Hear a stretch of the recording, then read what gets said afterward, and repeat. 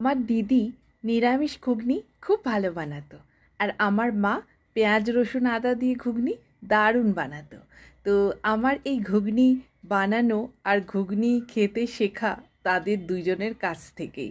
তো আজকে আমি নিরামিষ নয়, পেঁয়াজ রসুন আদা দিয়েই ঘুগনির রেসিপি তোমাদের সাথে শেয়ার করব।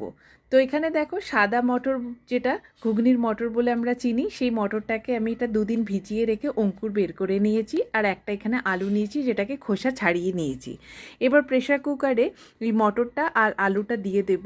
আর জলটা দেব ঘুগনির মটরের ঠিক 1/2 ইঞ্চি উপরে জলটা থাকবে। এবার একটা তেজপাতা আর একটা দারচিনি দিলাম, আর 1 চামচ হলুদ আর 1 চামচ মতো নুন দিয়ে 2টো সিটিতে সেদ্ধ হতে দেব।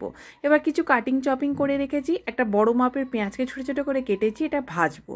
আর একটা টমেটো, ছোট্ট মাপের একটা পেঁয়াজ, 1 ইঞ্চি আদা আর 4-5টা রসুন আর 3টে লঙ্কা, এটাকে দিয়ে এবারে একটা পেস্ট আমি বানিয়ে রাখবো। এবার কড়াই চাপিয়ে দিয়েছি, তাতে 1.5 চামচ মতো সর্ষের তেল দিয়েছি। সর্ষের তেলটা গরম হয়ে এলে 1 চামচ জিরে আর একটা শুকনো লঙ্কা ফোড়ন দিয়েছি। এবারে ওই কেটে রাখা পেঁয়াজটা এখানে দিয়ে দেব। পেঁয়াজটাকে ভাজবো যতক্ষণ না পেঁয়াজটার কালারটা একটু লালচে হচ্ছে। তো যখন এটা ট্রান্সপারেন্ট কালার হয়ে যাবে, তখন আমি ওই বেটে রাখা মশলাটা এর মধ্যে অ্যাড করে দেব।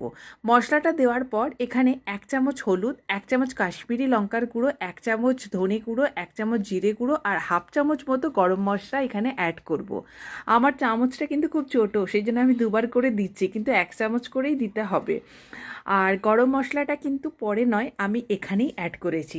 এবারে সমস্ত মশলা দিয়ে বাটা মশলাটাকে ভালো করে পেঁয়াজের সাথে এখানে ভাজতে হবে।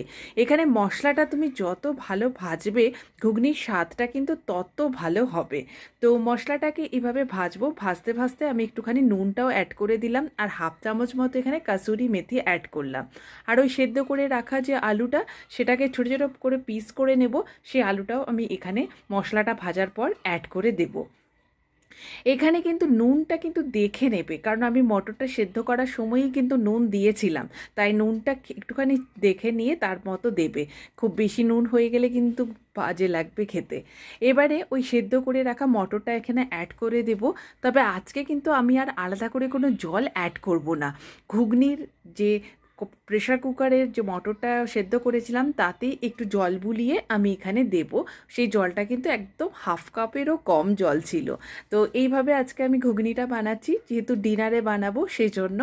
তো দেখো, ঘুগনিটা রেডি। এই জল এবার একটু ফুটিয়ে নেব ঘুগনিটা, তারপর ধনেপাতা দিয়ে নামিয়ে নেব। তো এই ঘুগনিটা দেখতে যত না ভালো লাগে, তার থেকেও বেশি খেতে ভালো লাগে। দেখা হবে অন্য একটা ভিডিওতে।